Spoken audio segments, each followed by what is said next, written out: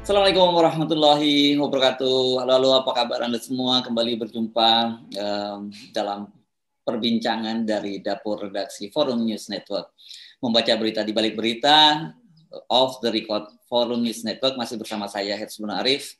Dan saya Agi Beta, senang sekali menjumpai Anda hari ini hari Rabu, dan kita tampaknya masih membahas tema yang kemarin ya Mas Ersu. Ya, tapi jangan lupa dulu kita ucapkan Dirgahayu ke TNI ke-77 ya, karena hari ini adalah hari ulang tahun TNI yang ke-77 lagi. Iya betul. Dan hari ini ada perayaan. Kita harapkan supaya TNI ini makin maju, profesional di kancah internasional dan maupun di Asia juga ya Mas. Ya, walaupun Bu Mega mempertanyakan gitu, gimana sih kepada Pak Jokowi ini sebenarnya kok pertahanan kita ini kayak maju mundur gitu kan. Ya, di tengah situasi itu saya kira menarik juga pernyataan Bu Megawati, bukan pernyataan, pertanyaan Bu Megawati ke Pak Jokowi gitu. Dia mempertanyakan sebenarnya prioritas pertahanan kita itu apa gitu. Nah, itu biar Pak Jokowi yang menjawab kepada Bu Mega. Tapi ternyata Bu Mega punya perspektif berbeda dalam melihat angkatan bersenjata kita gitu ya, Mbak Agi ya. Oke. Iya. Mudah-mudahan bisa diperbaiki ya. Kita punya Menteri Pertahanan yang berasal dari TNI, begitu kan? Dan kemudian memang concernnya adalah soal persenjataan, alutsista, dan tentunya itu membutuhkan waktu selama beberapa tahun, Mas Hersul, kalau seandainya kita mau mempermodern dari peralatan kita. Ya. Oke. Kita akan tetap kembali membicarakan soal di Kanjuruhan. Ini saya kira ada satu momen yang menarik karena akhirnya Aremania itu memberikan somasi kepada Presiden Republik Indonesia, Presiden Jokowi, tapi juga selain Presiden Jokowi juga ada di situ Kapolri, Menpora, Ketua Umum PSSI dan yang lain-lain itu disomasi oleh Aremania dan mereka menuntut permintaan maaf. Tetapi justru yang saya kira ini sebenarnya bisa dipahami lah dalam situasi semacam ini, pemerintah kemudian menyatakan ini kan tragedi yang disoroti oleh seluruh dunia gitu. Bahkan ini benar-benar bukan bombastis, seluruh dunia. Bahkan saya membaca legenda sepak bola Pele di Brasil itu juga menyoroti soal ini dan dia menyatakan duka cita atas soal ini. Saya baru ngeh kalau ternyata Pele itu masih hidup rupanya ya. Masih, iya. Betul. Ya, jadi ini betul-betul dari seluruh 5 benua menyoroti peristiwa ini. Jadi saya kira kan bukan hal yang selalu salah kalau pemerintah kemudian menyatakan permintaan maaf gitu, karena bagaimanapun sudah lalai melindungi warga negaranya. Ini kan kita penting mengingatkan bahwa para pendukung Pak Jokowi kan beberapa waktu yang lalu sering mengasosiasikan Pak Jokowi itu sebagai Khalifah Umar bin Khattab gitu ya, sering diingatkan. Nah, saya cuma mengingatkan saja ada satu momen yang sangat menarik yang saya kira kalau Anda baca-baca lagi sejarahnya itu ada satu percakapan gitu. Saya lupa dengan siapa Umar bin Khattab itu. Mungkin Amr bin As atau siapa ya waktu itu gubernur di Mesir. Nanti tolong Anda bantu koreksi kalau saya salah.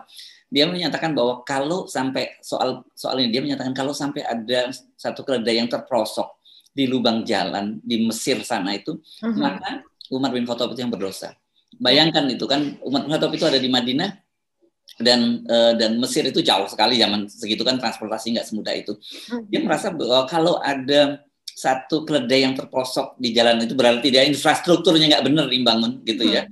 Sampai kemudian ada keledai yang terprosok, dia yang berdosa. Menurut ini ketika ada 131 orang supporter di Malang meninggal dunia, itu masa sama sekali tidak ada permintaan maaf soal itu. Dan kemudian yang konyol menurut saya adalah pembelaan diri dari kepala staf di kepala staf presidenan itu, Mbak, menurut saya ya. Iya, yaitu Ibu Dini Purwono ya. Dari staf presiden. Dan ya memang sebetulnya kalau untuk permintaan maaf itu tidak perlu dimintakan, Mas Hersu. Yeah. Kalau ini sampai harus dimintakan dan itu terjadi 3 hari sesudahnya. Memang betul Presiden menanggapi peristiwa tragis ini. Tapi tanggapan Presiden pun ketika itu terjadi pada 1 hari sesudahnya itu sudah lebih dulu banyak tanggapan yang lain. Ketika itu kita akan berdiskusi, kita banyak mengatakan bahwa ini kok pagi-pagi ketika kita ini sudah tahu jumlahnya di atas 100 gitu ya. Di tengah malam itu kan jumlahnya sudah dikatakan 20, kemudian merembet ke 30, 50, ketika pagi hari kita sudah di atas 100. Nah, itu kita kaget betul gitu. Seharusnya itu pun diresponnya pun tidak perlu menunggu siang atau sore begitu dari berbagai pihak yang terkait lah secara resmi begitu ya. Itu pun diresponnya kan juga tidak pada pada awal-awal, pada jam-jam awal begitu. Tapi setelah itu menjadi viral, bahkan di luar negeri pun media sudah memberitakan, baru kemudian ada respon dari pihak-pihak yang terkait dan kemudian juga dari kepresidenan begitu. Dan kemudian ini saya rasa seharusnya Pak Jokowi kalau melihat hal ini dia menjadi tragedi internasional begitu ya. Ini bukan tragedinya Indonesia tapi tragedi internasional. Seharusnya permintaan maaf itu langsung keluar begitu. Tidak perlu secara seremonial dan kemudian dipikirkan dengan dampaknya kan begini, dampaknya kan begini. Itu adalah bentuk kemanusiaan gitu loh. Jangan memikirkan kalau seandainya memang betul beliau adalah seorang presiden, tapi beliau adalah juga manusia. Manusia mana yang tidak ingin minta maaf begitu. Jadi bahkan Kapolda Jawa Timur juga sesudah berapa hari baru meminta maaf. Harusnya itu kan spontan sesuatu Mas Hersu. Dan orang nanti akan melihatnya sebagai sebuah ketulusan, sebagai ini orang memang benar-benar sangat berjiwa besar begitu walaupun dia tidak salah tapi dia minta maaf gitu. Secara langsung direct gitu kan dia tidak salah begitu. Tapi secara kepemimpinan memang ada andil di situ. Ini kan soal kepemimpinan begitu. Jadi boro-boro mau mengundurkan diri ya. Untuk minta maaf saja sangat berat ya mereka ini ya. Saya kemarin juga membuat konten mengingatkan bahwa sebenarnya tidak jauh dari Malang di daerah Lumajang. Itu sebulan yang lalu ya. Itu ada keteladanan yang luar biasa yang dilakukan oleh seorang ketua DPRD. Mbak Agi pasti ingat ya, kita pernah membahas ya. Pak Ahmad siapa gitu ya, dari Ahmad Saifuddin apa siapa gitu namanya ya, ketua DPRD. Ahmad Saifuddin betul. Ya, dari Lumajang itu yang dia mengundurkan diri karena dia lupa dengan tidak bisa menyebutkan dengan benar sila-sila Pancasila. Itu aja dia mengundurkan diri karena ini bentuk pertanggungjawaban yang saya kira jangan dianggap sepele, ini persoalan serius karena menurut dia sebagai seorang pemimpin, seorang itu dia tidak memberikan teladan yang bagus gitu ya. Itu aja dia berani mengundurkan diri gitu. Ini ada 131 orang. Ini angka yang kemarin pagi 131 ini kemungkinan kalau disebutkan masih ada 27 orang yang dirawat di rumah sakit, itu kan bisa angkanya juga bisa bertambah walaupun kita tidak berdoa kita berdoa supaya semua bisa sehat dan pulih kembali gitu. Nah, ini menurut saya sikap yang ditunjukkan oleh kepala staf kepresidenan, staf kepala presiden, siapa tadi namanya Mbak tadi, saya kok jadi Ibu Dini ya. Ya, ini Ibu Dini Purwono, iya. Ya, ini menurut saya nggak pada tempatnya kemudian berkilah dengan dalih hukum dan sebagainya. Yang menurut saya nggak tepat lah situasi semacam ini. Kemudian kita masih berdebat soal hanya permintaan maaf saja gitu. Iya betul Mas Hersu. Ini kan sampai harus Aremania itu Aremania itu katakanlah dia tidak sekedar Aremania tapi dia rakyat lah gitu. Dan kita tahu juga Pak Jokowi itu menang loh di kabupaten. Ini kan Kanjuruhan ada di Kabupaten Malang ya. Oh iya. Dan di Kabupaten Malang itu suara Pak Jokowi sangat besar. Menang pada tahun 2019. Sangat wajar kalau seandainya beliau juga terjun langsung ke situ. Itu adalah daerah pendukung Pak Jokowi begitu yang termasuk saya sih bisa bilang itu termasuk garis keras di sana begitu karena memang daerah merah begitu. Nah, saya rasa ini pasti akan menimbulkan kekecewaan si Mas Hersu yang seperti ini. Apalagi kemudian Dini Surono ini mengatakan dia mengatakan seperti ini ya, konkretnya begitu. Saya takut salah kutip, saya bacakan saja. Saya rasa langkah-langkah yang telah diambil Presiden dalam hal ini jauh lebih konkret dan bermakna dibanding sekedar menyampaikan permintaan maaf. Dan karenanya langkah yang telah diambil Presiden dalam hal ini patut kita apresiasi, alih-alih diberikan somasi. Mengingat proses investigasi juga masih berjalan, somasi yang kabarnya dilayangkan kepada Presiden ini sebenarnya prematur. Begitu tepatnya dia mengatakan. Jadi betapa bahwa sekedar menyampaikan permintaan maaf itu tidak sekedar, permintaan maaf itu adalah akhlak begitu kalau bagi saya. Kalau Mas Hersu pernah mengatakan magic words gitu ya, the three magic words itu adalah salah satunya adalah meminta maaf begitu, selain kata-kata yang lain artinya terima kasih ya. ya itu adalah hal yang diajarkan oleh orang tua kita, begitu. Itu adalah manner seseorang, dasar dari seseorang sebelum dia mempelajari yang lainnya adalah soal itu. Salah satunya adalah minta maaf dan mengucapkan terima kasih dan mengucapkan tolong, begitu. Nah, baru kemudian seseorang itu menjadi manusia yang utuh dan kemudian dia baru melakukan yang lainnya, mempelajari hal-hal kehidupan yang lainnya. Saya rasa ini apakah Pak Jokowi juga tidak mendapatkan saran, gitu ya, dari orang-orang sekelilingnya? Ini sekedar pernyataan dari bukan kepala staf, ini tampaknya staf khusus saja, begitu ya, dari staf khusus presiden, yang saya rasa bukan soal presiden ini sebenarnya prematur, somasinya prematur, tapi justru pernyataan dari staf khusus ini yang prematur, begitu. Saya khawatir ini menjadi blunder bagi Pak Jokowi, begitu. Ya, ini staf khusus Pak Jokowi ya, bukan KSP ya, jadi dia staf khusus Pak Jokowi. Yeah. Ini kita berharap mudah-mudahan ini bukan sikap resmi dari istana, gitu ya. Yeah. Tapi tentu saja bagaimanapun orang melihat ya ini sikap Pak Jokowi. Sikap Pak Jokowi, gitu ya, bahwa tidak, karena sampai sekarang Pak Jokowi sendiri juga tidak menyampaikan permintaan maaf kan, gitu. Artinya kan Pak Jokowi menyampaikan sesuatu itu berdasarkan masukan-masukan dari para stafnya, gitu. Kan kita tahulah bahwa seorang presiden biasanya apa pernyataan-pernyataan yang disampaikan oleh presiden pada momen-momen yang sangat penting dan krusial semacam ini pasti dirumuskan lebih dulu, kalimat apa yang harus dipikirkan, bukan hanya kalimatnya, bahkan tampilannya seperti apa, kita menyampaikan pakaian apa yang digunakan, biasanya kan selalu dipikirkan semacam itu komunikasi publiknya. Nah, ini staf khususnya Pak Jokowi mengkonfirmasi bahwa ya untuk apa lagi minta maaf kalau apa yang dilakukan oleh Pak Jokowi sudah jauh lebih dari kata permintaan maaf. Ini saya kira nggak staf khusus yang tidak cukup paham dengan ya komunikasi. Tapi ini sebenarnya bukan komunikasi yang Anda sebut tadi itu, ya sebenarnya kayak gitu itu nggak perlu dirumuskan, gitu ya. Begitu tahu ini dia bertanggung jawab salah yang saya sebut tadi. Itu seorang ada keledai yang terperosok aja dia merasa berdosa, gitu, apalagi ada 131 orang yang tidak berdosa, dan itu bentuk yang paling tinggi menurut saya permintaan maaf itu, selain dia bertanggung jawab kan. Iya, saya rasa permintaan maaf itu tidak hanya karena dia salah ya. Permintaan maaf itu adalah sebagai ucapan bela sungkawa juga, bagian dari itu, begitu, bahwa saya betul-betul tulus mengucapkan bela sungkawa ini. Baru setelah itu adalah perintah untuk melakukan investigasi, begitu. Permintaan maaf jangan selalu dikonotasikan bahwa dia bersalah. Kadang kita misalnya sekedar di dalam hubungan kita antar teman saja, kita memintakan misalnya tolong garamnya ke sini, begitu kan. Maaf, tolong garamnya diberikan kepada saya. Itu saja kita mengatakan dengan maaf di awal, begitu, sebagai bentuk kesopanan, sebagai bentuk karena kita sudah mengganggu, begitu.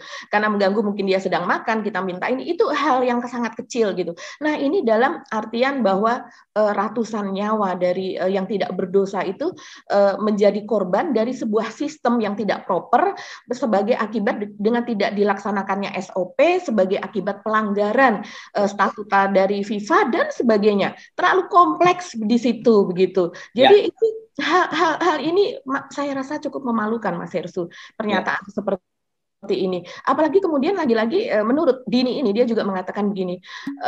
Jadi jangan langsung lompat kepada kesimpulan yang tidak kuat dasar argumen dan pembuktiannya. Kita semua turut berduka dan sangat menyayangkan tragedi Kanjuruhan Malang. Dan harapan itu hanya akan dapat terjadi dengan dukungan dan partisipasi dari semua pihak, terutama dari para pemain dan supporter. Jadi ini betul-betul ini sepertinya dilokalisasi ya. Kalau saya lihat sih sepertinya ada semacam perintah dari atas untuk melokalisasi hal ini hanya kepada pemain, supporter, dan sebagian yang ada di petugas-petugas yang ada di lapangan itu saja. Jadi tidak akan ini investigasi juga akan kepada orang-orang penentu kebijakan yang ada di atas, yang selama ini seharusnya mereka memberikan bimbingan dan memberikan pengawasan, begitu Mas Ersu.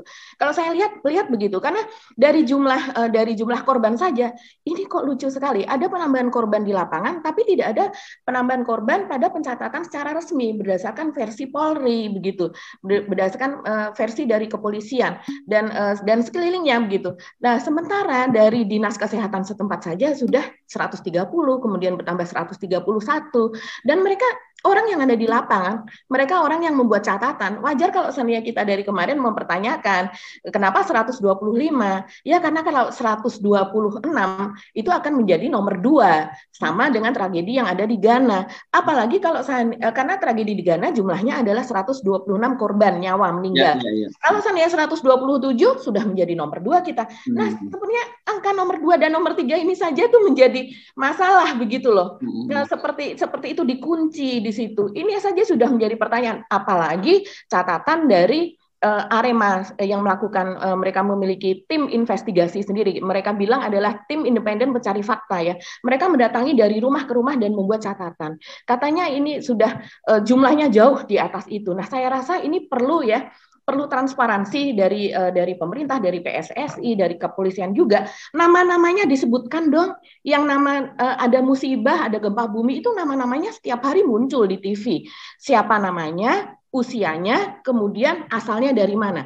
Dengan kita melihat nama-nama itu, maka keluarga yang merasa namanya belum tercantum, mereka bisa melapor bahwa nama dari keluarga saya belum masuk ke situ. Dengan begitu betul-betul transparan. Ya. Nah, ini memang banyak hal yang menurut saya kita dalam setiap kali ada persoalan seperti ini ada yang coba ditutup-tutupi gitu ya. Termasuk kan yang terutama berkaitan dengan para supporter. Kemarin kita dihebohkan katanya ada seorang supporter yang dia mengunggah video di pintu 13 ya kalau nggak salah Mbak ya itu ya. Iya betul di pintu 13 yang di situ kita bisa melihat bagaimana puluhan orang terjebak tuh, ratusan mungkin ya di situ ya, ratusan orang terjebak tidak bisa keluar dari pintu, sementara di belakang mereka itu asap gas air mata ya, jadi mereka menghindari gas air mata dan mereka mau keluar tapi terjebak situ dan kemudian disitulah ternyata disebutkan banyak korban berjatuhan di situ karena saling terinjak-injak. Dan kita mendengar kabar isunya sebelumnya itu dia diculik gitu ya karena dia mau pergi ke Jakarta, mau tampil dalam sebuah acara stasiun televisi gitu dan diculik oleh polisi. Tapi belakangan ternyata pemretnya narasi Mata Najwa menyatakan bahwa mereka tidak mengundang soal itu. Nah, tapi saya kira ini bukan berarti menghilangkan faktanya bahwa dia itu mau ditangkap oleh polisi, sempat ditahan gitu. Sebelum itu sempat dibantah. Nah ini lagi lah, ini mesti penting kita Kepala Divisi Humas Irjen Dedi Prasetyo ketika di rumah Saiful Anwar Malang ditanya oleh wartawan, dia membantah enggak ada itu soal penangkapan itu. Tapi kemudian dia dibisiki oleh Kapolda Jawa Timur Irjen Niko Afinta bahwa dia sudah dipulangkan. Artinya kan ini memang diakui untuk dikatakan kenapa kok saksi-saksi semacam ini malah ditangkap, bukannya dia harusnya ini menjadi saksi kunci, saksi utama yang untuk membantu melakukan investigasi, karena polisi kan sendiri kan sedang menyelidiki kasus pidananya soal ini kan gitu. Iya betul, memang itu tragis sekali ya suasananya dan kemudian itu viral lewat TikTok. Jadi itu Nah, Anda juga sempat nonton ya, tapi kita nggak mungkin menayangkan itu ya. Sekali lagi kita nggak mungkin menayangkan itu gitu ya. Iya, kita memiliki dokumentasinya, tapi kita tidak mungkin menayangkan itu. Cuman situasi di situ memang terlihat di tempat yang sangat sempit, terjadi penumpukan, terus kemudian ada orang yang jatuh juga, orang sangat panik begitu ya, dan peristiwanya memang tragis sekali. Jadi mereka ada di ruangan yang tertutup, dan kemudian mereka merasakan ada gas air mata yang masuk, sementara mereka tidak bisa maju, tidak bisa keluar, karena rupanya pintu tersebut terkunci dari luar begitu. Padahal ini kan pertandingannya sudah selesai begitu, tapi pintu belum dibuka. Nah itu terus kemudian yang menjadi viral, padahal sudah di take down ya videonya di TikTok, tapi sudah keburu di download dan kemudian diviralkan lagi, tidak hanya di sini tapi juga di luar negeri. Ini beredar peristiwa tersebut. Nah ini saya rasa ya kalau ada hal seperti ini seharusnya polisi sudah tahu sebuah video yang sudah beredar luas seperti itu tidak mungkin dilokalisir lagi. Yang ada adalah mereka memberikan jawaban dan kemudian menyatakan bahwa itu salah satu hal yang kami tidak ketahui, misalnya itu mengejutkan, seharusnya tidak terjadi dan kami akan investigasi dan akan memberikan klarifikasi yang sejelas-jelasnya. Harusnya itu tanggapannya begitu. Dan orang nanti akan mengapresiasi, bukan justru si orang ini yang kemudian dalam tanda kutip atau memang betulan dia diculik, katanya kan memang dia ditangkap gitu istilahnya. Nah ini saya ingat juga Mas Hersu, ini ada juga fitnah yang lain, ada sebuah fitnah gitu ya soal penjual dawet Mas Hersu. Penjual cendol ya, ini cendol ya, kalau banyak nggak tahu dawet cendol nih, saya kalau orang tahu ya. Iya betul, kalau di sana cendol kali ya, tapi karena media banyak menyebutnya sebagai dawet gitu. Tapi memang dawet dan cendol ini sama, hanya beda penyebutan saja di tiap daerah. Jadi ceritanya ini beredar voice note-nya dari medsos ke medsos begitu dan sangat viral. Si ibu di dalam ini yang mengatakan adalah ibu-ibu Mas Hersu. Dia antara lain mengatakan seperti ini lewat voice note tersebut. Supporter-supporternya sebelumnya udah pada minum mabuk semua. Yang meninggal pun itu banyak yang mulutnya bau alkohol. Bahkan supporter yang saya tolong itu ternyata pemabuk. Dia mengacu itu kepada Aremania, gitu, supporter Aremania tentunya, karena tidak ada supporter yang lain di situ kan, tidak ada bonek untuk supporter Surabaya. Terus kemudian juga mengatakan, saya kan juga ikut selamatin polisi waktu itu, malah dawet-dawet jualanku juga hancur. Sudah saya bilang, jangan. Di pintu 3 sebelah kiri warung saya itu ada anak kecil terjepit, lalu ditolong sama polisi. Pak Arif namanya, dari Batu. Terus si Pak Arif ini maunya melindungi, tapi malah dipukuli kepalanya sama supporter. Ini luar biasa, Mas Hersu. Dan kemudian itu menjadi viral, tentunya, karena kaget kita bahwa ternyata ada hal lain gitu ya. Walaupun tidak ini kalau saya dihubungkan bahwa tragedi ada yang meninggal di tengah lapang, orang terkena gas air mata, tentu bukan karena supporter ini mabuk, tapi hanya ingin memberikan stigma negatif bahwa Aremania itu seperti itu, begitu kan. Nah, tapi terus kemudian tentu ini diinvestigasi oleh media yang langsung berada di lokasi, dan kemudian juga oleh banyak pihak yang lain, kemudian beredarlah jawaban dari ini. Ternyata tidak ada penjual dawet di pintu tersebut, begitu. Ternyata di sekelilingnya, keluar dari pintu, itu adalah toko-toko mebel. Kita bisa lihat ini rekamannya, Mas Hirsu. Ini pintu telu, guys. Ini pintu 3. Bakul dawet itu di mana? Pintu 3 itu adanya bakul mebel. Bakul dawetnya di mana? Ini saya ada di pintu 3. Tidak ada yang menjual es dawet. Itu nggak ada. Ini pintu 3. Oke? Oke, ya. Jadi seperti itu. Jadi memang tidak ada di situ, dan kemudian pernyataan di sekelilingnya juga tidak mengatakan bahwa tidak pernah ada ibu-ibu penjual dawet atau penjual cendol di daerah tersebut, begitu. Jadi ini apa? Ini apa ya?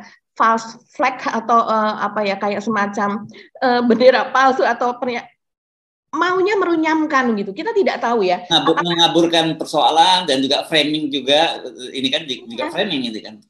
Ya. Iya, betul Mas Hersu. Jadi teringat kan bahwa sejak awal kan konstruksinya ada upaya untuk menyalahkan para supporter kan, begitu ya. Ini jadi saya kira kalau memang investigasinya seperti itu, ya ini bagian dari proses itu. Kita bisa menyimpulkan itu sampai kemudian nanti muncul betul si ibu tukang cendol ini jadi tampak ke publik. Nah, kita baru bisa mempercayai itu gitu ya.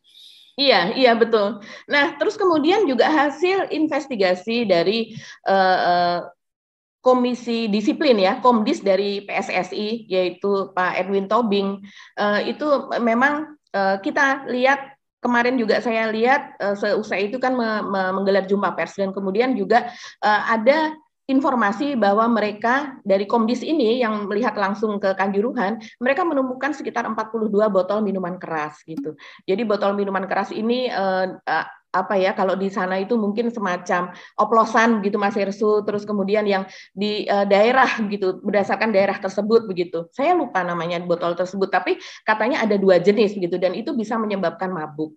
Nah, ini dijawab juga oleh Agus Babon, yaitu Aremania dari Malang, yaitu yang dia mengatakan bahwa mustahil itu ada botol minuman di dalam tribun. Pakai logika saja, pemeriksaan masuk itu ketat. Wong korek api saja disita kok. Ini ada botol minuman, nggak masuk akal, kata Agus Babon tersebut. Janganlah kami Aremania ini disudutkan begitu. Di tribun itu juga kan ada polisi dan tentara yang jaga. Mau masuk pintu tribun juga diperiksa lagi. Masukin botol minuman itu gimana logikanya? Dia mengatakan demikian. Ya.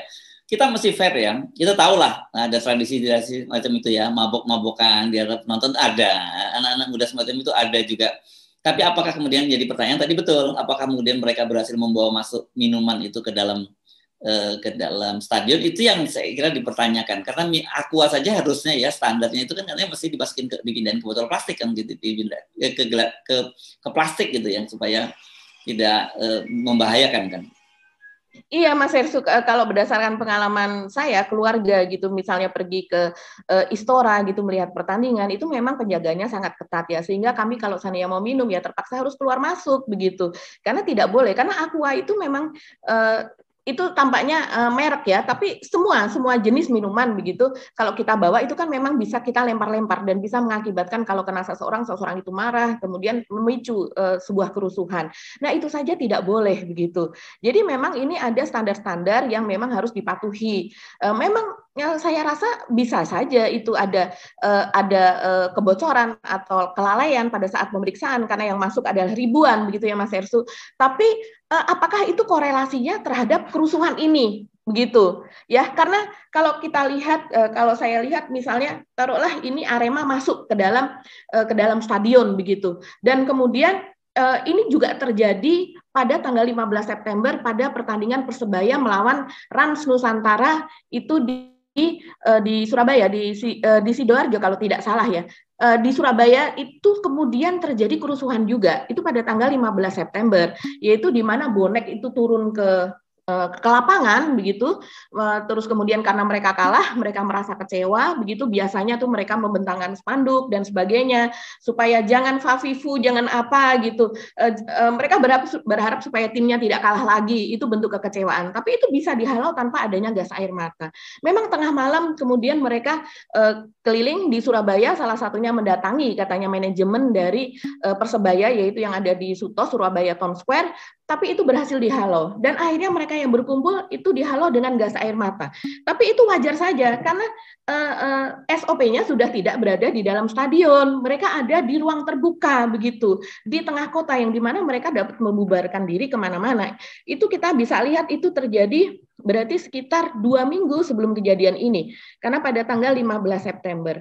Jadi ini adalah hal-hal yang memang seharusnya tidak biasa dilakukan. Tapi kita semua tahu memang ini sesuatu yang memang terus terjadi dan terus terjadi. Nah, sesuatu yang memang terus terjadi ini harusnya kan sudah dimitigasi, sudah diketahui. Dan kemudian ketika di Surabaya tidak ada korban, ketika bonek ini masuk ke lapangan, sama peristiwanya seperti kemarin di Kanjuruhan, kenapa kemudian hal yang sama ketika terjadi Kanjuruhan, ini menimbulkan korban jiwa sampai ratusan? Begitu. Ini kan menjadi memang ada penanganan yang salah dalam hal ini, Mas Hersu. Oke, jadi sebenarnya situasinya sekarang ini seolah-olah berhadapan-hadapan ya antara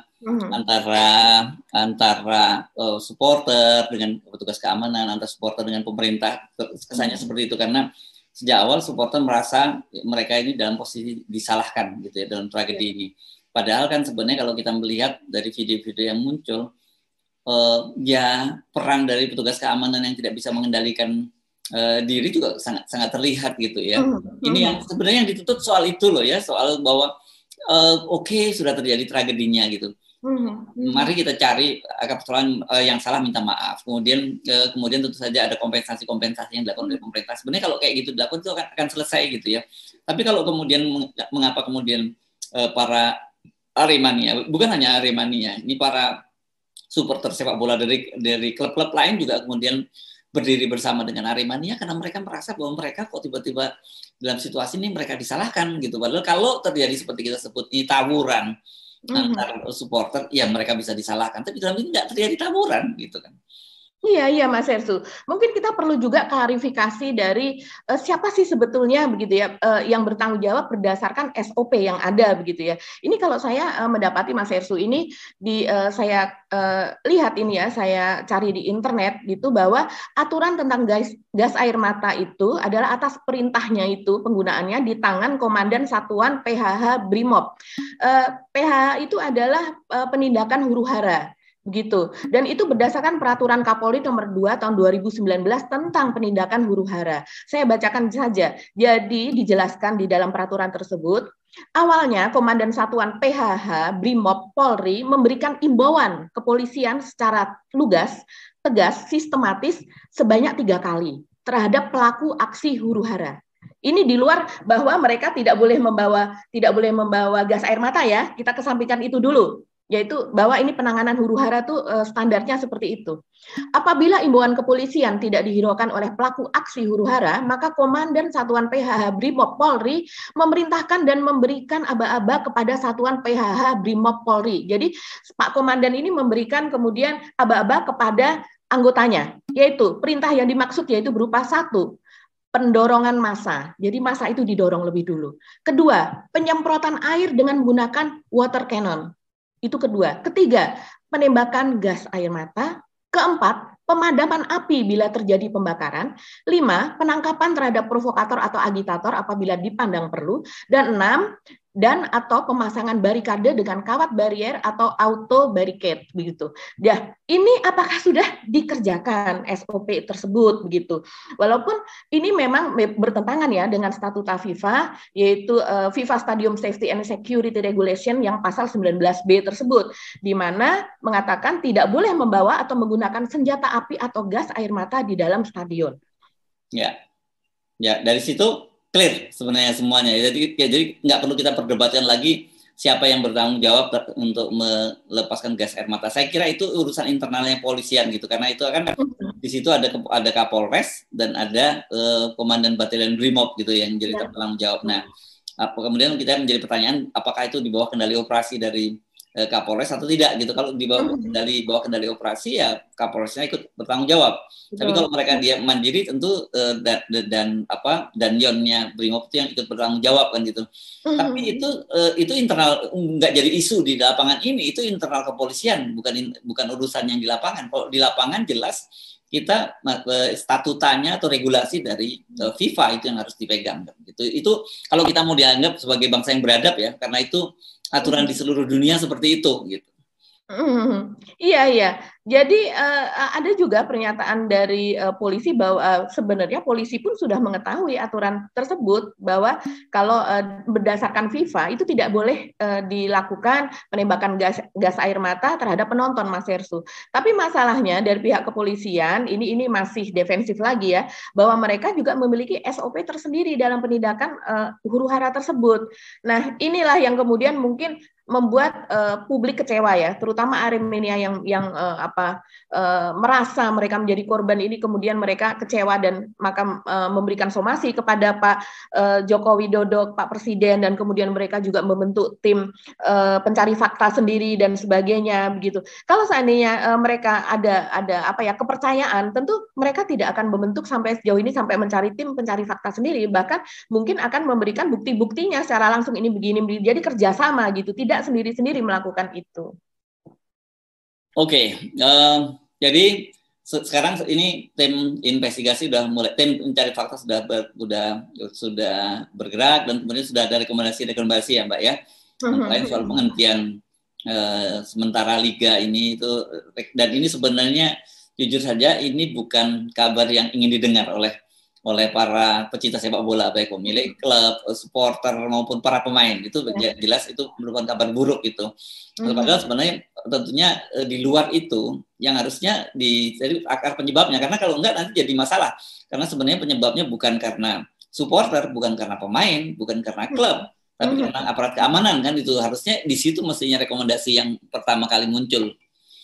Iya betul. Seharusnya ya memang dalam hal ini korban atau perwakilan dari korban itu masuk ke dalam tim yang dibentuk oleh Pak Menko Polhukam, yaitu tim independen pencari fakta, mungkin seperti itu, tim gabungan TGIPF, tim gabungan independen pencari fakta. Saya lihat di situ entah sudah masuk atau belum itu perwakilan dari di situ saya lihat ada perwakilan wartawan ya, terus kemudian juga dari berbagai organisasi yang lain gitu.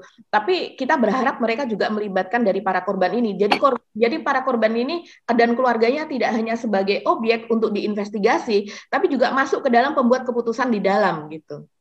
Ya. Oke. Saya kira kita sambil menunggu itu ya. Topik lain apa yang menurut Anda menarik ini, Mbak? Kalau saya lihat soal deklarasi Anies dan juga KPK ini, perseteruan antara Nasdem, Anies dan KPK ini juga semakin menarik loh, Mbak. Ada satu lagi yang ketinggalan Mas Herstu, ini masih soal yang tadi, yang soal Kanjuruhan, yaitu peran buzzer. Oh, ini penting ini ya dibahas ya. Saya tahu sebenarnya, tapi saya malas sebenarnya tadinya membahasnya. Ternyata diingetin juga sama Mbak Agi. Ini perlu Mas Herstu. Saya melihat itu jadi begini. Setiap kali hal yang ada hubungannya dengan polisi, itu kemudian buzzer itu pasang badan ya, pasang badan, membela begitu ya. Kadang-kadang dengan narasi yang tidak proper, narasi yang tidak enak untuk didengar begitu ya. Seperti kasus Sambo kemarin, kita tahu bagaimana kok bisa orang seperti Sambo itu kemudian dinarasikan, dibuzzerkan, terus kemudian bisa faktanya itu dibalik begitu. Pihak Yosua justru menjadi pihak yang salah, seolah-olah seperti itu begitu kan. Dan Ibu Putri yang menjadi perencana pembunuhan juga kemudian dibalik menjadi seorang yang sepertinya suci dan menjadi korban. Begitu juga dalam hal ini salah satunya. Ada beberapa sebetulnya, tapi kita lihat sosoknya salah satunya adalah Ade Armando, Mas Herstu. Karena kemarin sempat viral. Ini ada alasan untuk diomongin. Mas Herstu jangan jenuh. Silakan deh, Mbak, silakan. Karena ini kemarin cuitannya cukup lumayan. Saya lihat, wah ada ribuan nih yang mention persoalan ini. Dan kemudian rekamannya memang menjadi ramai sih, Mas Herstu. Dari medsos ke medsos, saya lihat di grup yang satu mengirim, grup yang lain mengirim. Ada apa begitu? Akhirnya saya klik, saya lihat, wah ini iya. Ternyata menurut saya sih agak keterlaluan juga sih Mas Herstu. Jadi dia menuduh Arema ini, antara lain seperti inilah, supporter sepak bola Indonesia ini memang keterlaluan. Siapapun yang kini menyaksikan video-video yang kini tersebar tentang tragedi di Stadion Kanjuruhan 1 Oktober lalu, pasti bisa mengenali bahwa pangkal persoalan adalah kelakuan sebagian supporter Arema yang menyerbu lapangan. Terus kemudian dia mengatakan bahwa Aremania yang masuk ke lapangan tersebut adalah sombong dan bergaya preman, menentang, merusak, dan menyerang. Jadi ini kalau Sani Ade Armando ini melihat, sebenarnya Aremania menyerbu ke lapangan, terus kemudian juga bonek menyerbu ke lapangan, bahkan kemudian ada juga pertandingan kalau di situ ada Viking, Persib itu menyerbu ke lapangan, Persija, Jakmania menyerbu ke lapangan. Itu kita sudah sering melihat tontonan seperti itu. Tapi kenapa tidak mengakibatkan jatuhnya korban? Kan itu pertanyaannya. Ini bukan hanya soal Aremania begitu. Dan kita tidak setuju juga dengan yang namanya penonton itu masuk ke lapangan untuk selebrasi dan sebagainya. Kita tidak setuju. Tapi ini kan persoalannya tidak hanya itu, Mas Herstu. Ini adalah yang menjadi pokok persoalan adalah SOP yang tidak ditegakkan, statuta FIFA yang tidak diindahkan, dan kemudian menyebabkan ini seolah-olah kalau dikatakan oleh pers luar negeri dan kemudian juga oleh pengamat di luar negeri ini sebagai dalam tanda kutip adalah pembunuhan begitu. Ya, nah, ya, dan kita melihat itu ya maaf saja miris begitu ya, bahwa sekarang Indonesia sedang di bawah sorotan internasional sebagai terjadi tidak hanya tragedi tapi seolah-olah seperti pembunuhan. Karena ada anak-anak yang kemarin juga saya lihat itu rekamannya dan kita betul-betul terharu melihatnya, yaitu adalah pelatih dari Arema FC. Saya lupa namanya, Javier siapa? Javier Rico atau siapa, Mas Herstu?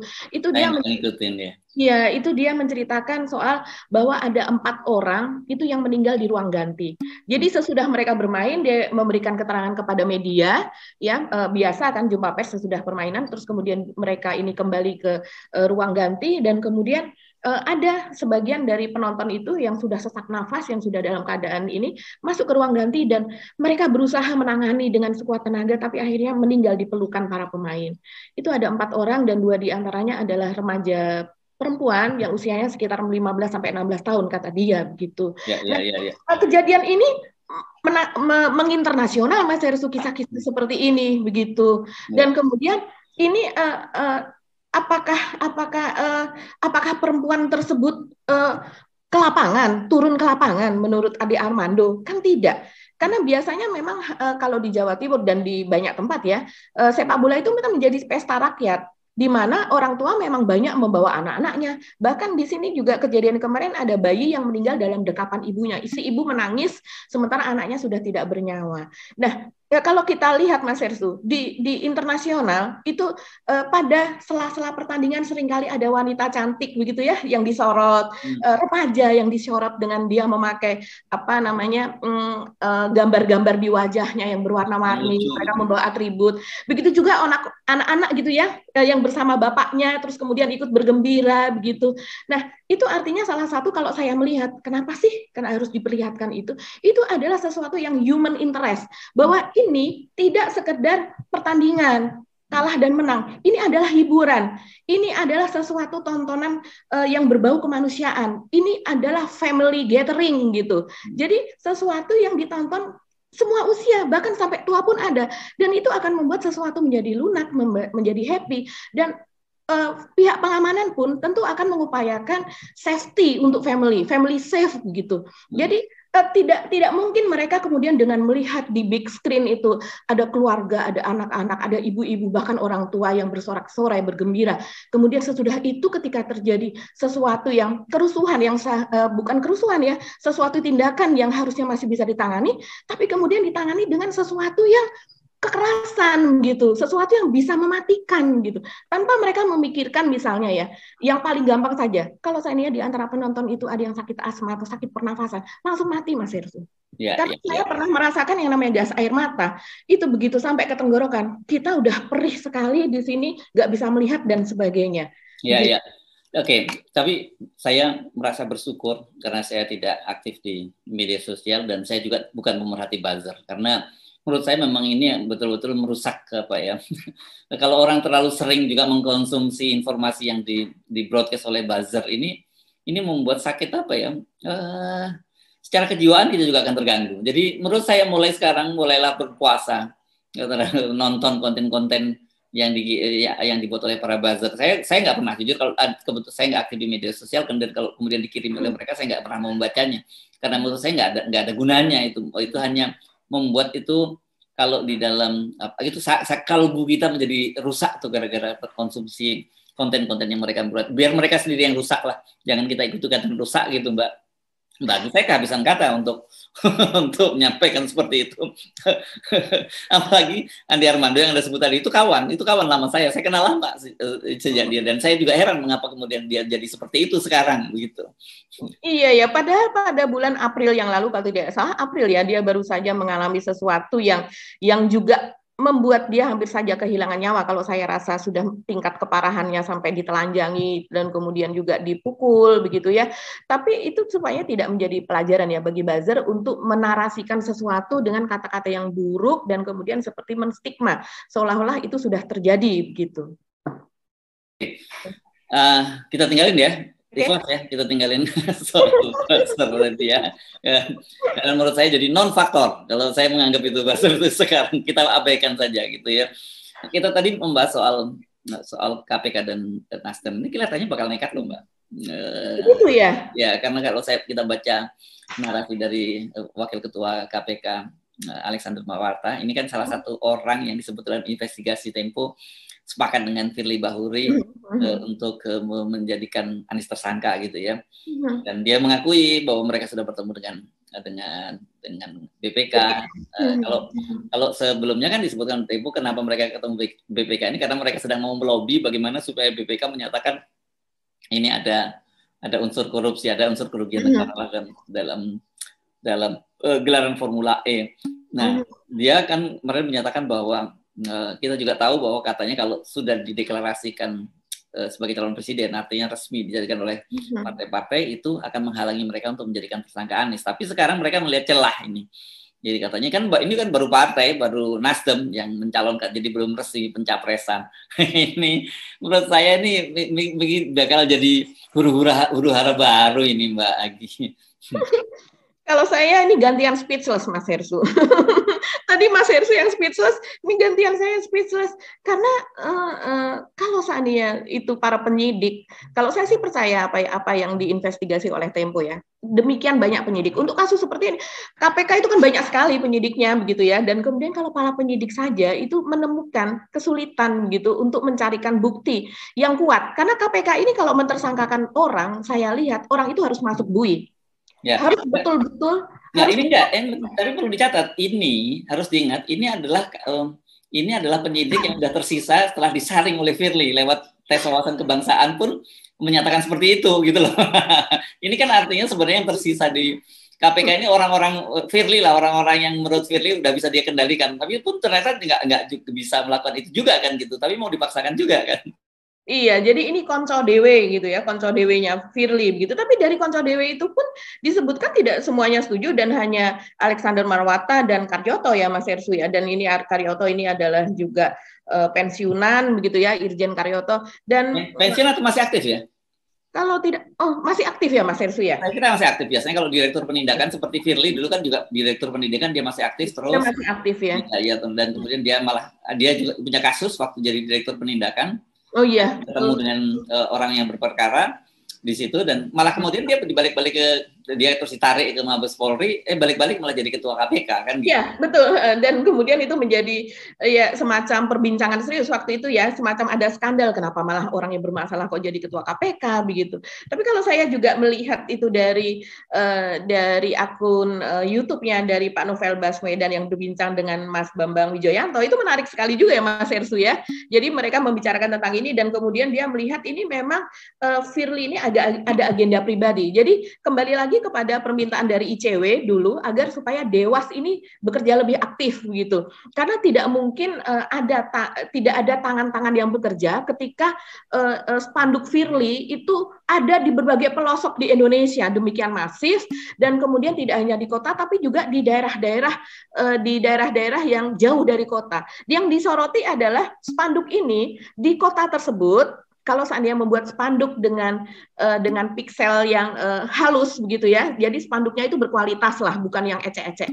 Dengan piksel yang halus, terus kemudian itu tidak ada fasilitas di sana, tidak ada tempat untuk mencetak itu. Artinya itu mungkin dikirim dari daerah lain gitu kalau menurut pengamatan mereka berdua.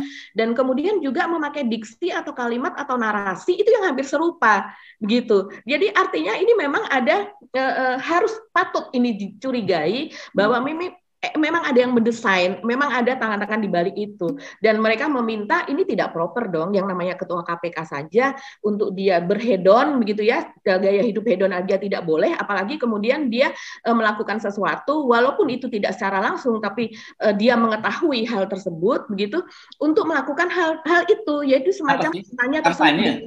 Iya, kampanye terselubung begitu. Mau jadi capres.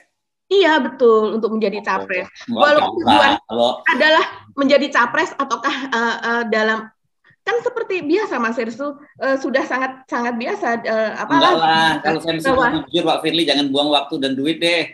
Jadi cawapres pun nggak pantas Pak Firly ya. Jadi menurut saya jangan diterusin deh, itu buang waktu dan tenaga. Tapi kalau saya nggak terlalu percaya bahwa ini agendanya Pak Firly pribadi. Nggak mungkin Pak Firly pribadi berani seperti itu karena kita mesti ingatkan kemarin Pak Firly sendiri kan juga pernah menyatakan bahwa PT 20% itu menjadi penyebab dari politik biaya tinggi ini ya, jadi korupsi. Ini pasti ada kegiatan besar lah yang kalau nggak mungkin Firly seberani itu kalau tidak ada punya kekuatan besar yang backing di belakang dia gitu Mbak.